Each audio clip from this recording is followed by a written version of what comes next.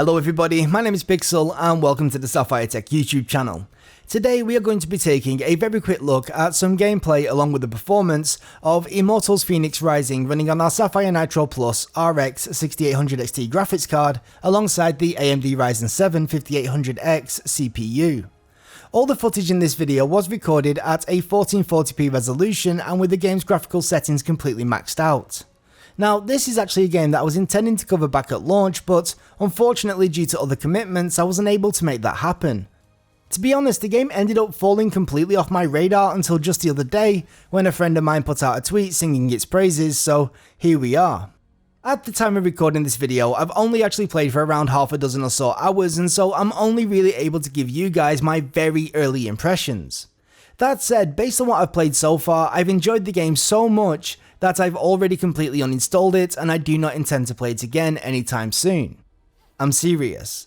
Immortals Fenyx Rising is an excellent example of a type of game that we don't really see all too often here on the PC.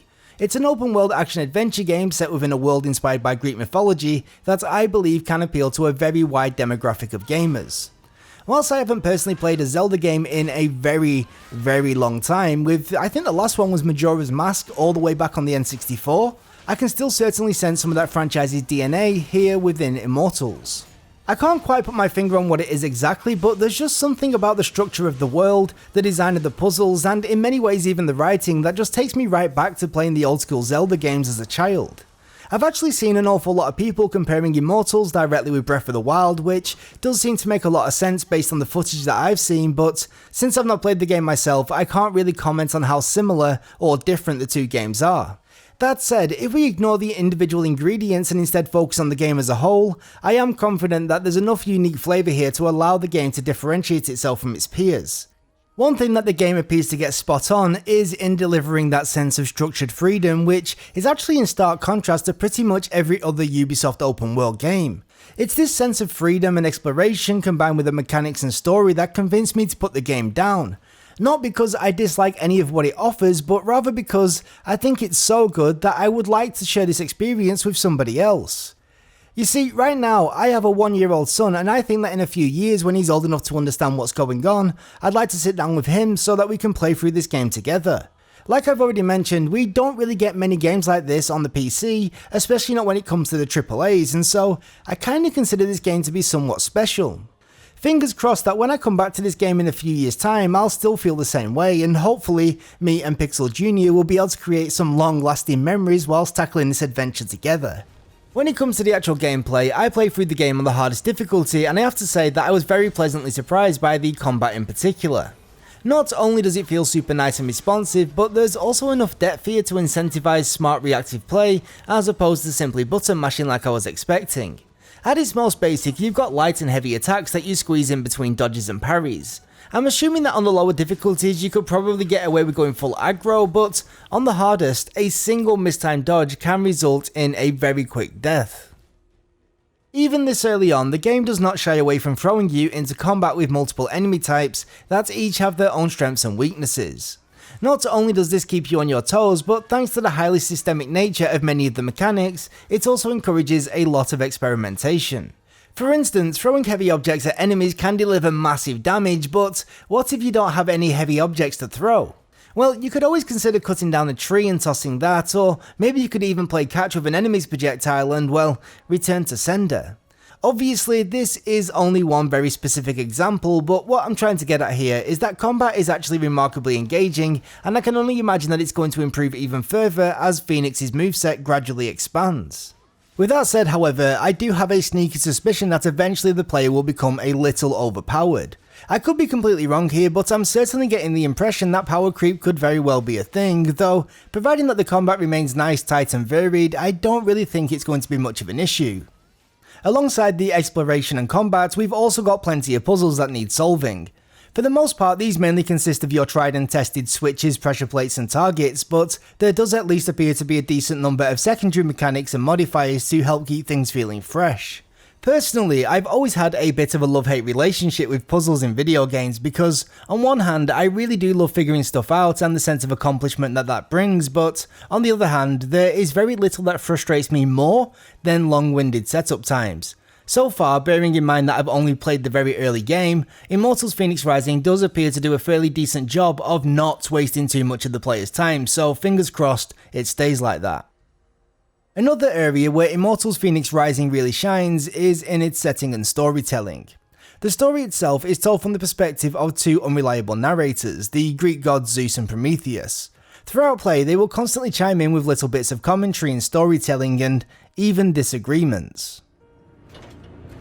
As Fenyx traveled through the underworld, her thoughts turned toward her mother and father. Were they safe in Argos? Had they too been transformed? Fenyx couldn't help but... A huge monster appears. It's ginormous, but Fenyx just laughed.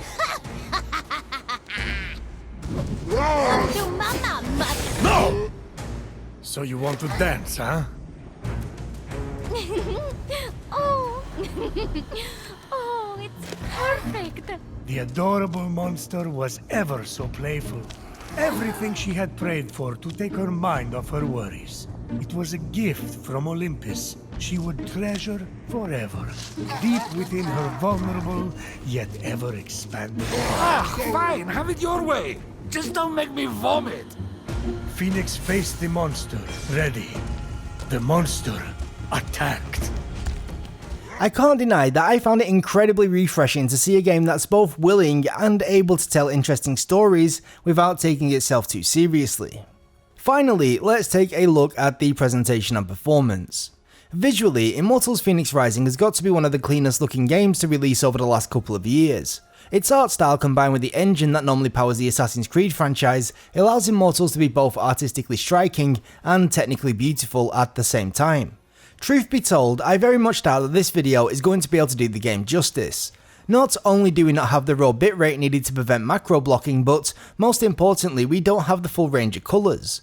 Don't get me wrong, most games appear somewhat washed out and lacking detail here on YouTube, but Immortals Fenyx Rising seems to suffer more than most due to its extremely wide colour palette, deep contrast and long distance detail. If you think it looks good in this video, just wait until you see it running in real time. Performance wise, the game's actually a fair bit heavier than what you'd likely expect based on the art style, but still kinda justified when you take into consideration the density of the open world, how clean many of the effects look, and its highly systemic nature. Whilst traversing the open world, our frame rate would normally bounce between around 70 and 120 frames per second, but as you should be able to see in the performance overlay, we spent the vast majority of the time being CPU bound. If we could avoid being CPU limited, I'd expect that we'd most likely hold much closer to 90 FPS, but alas, I doubt that's going to be happening, at least for the next few years. Outside of the open world gameplay, you're also going to spend a fair amount of time in the game's many vaults. These kinda act like the dungeons that we'd see in other games and are generally where you'll find the most challenging combat arenas and puzzles. Since these areas rarely punish our CPU quite as much as the open world, we often see our performance skyrocket to an average well above the 180 FPS mark. As is the case with pretty much all open world games these days, you're likely going to find your performance to be extremely variable, and if you want to be able to play on the maximum settings, you're most certainly going to need an extremely powerful CPU to complement your graphics card.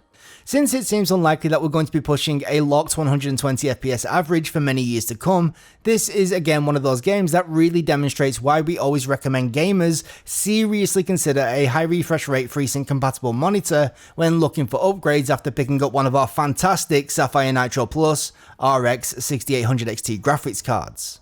But with all that said, that is once again going to be me done for today, so thank you so much for stopping by and watching. If you're new around here, please do consider slapping that subscribe button and ringing that bell so you get notified when we upload new videos. If you like this video, then you can leave us a like, and if you've got any questions, suggestions or feedback, you can leave us a comment down below. For now though, from myself and everybody here at the Sapphire Tech YouTube channel, thanks again, and until next time, we'll catch you later. Bye bye. Wait, that was just the prologue? How does it take someone that long to begin a story? Odysseus made it home faster. She's about to jump. Be quiet and listen.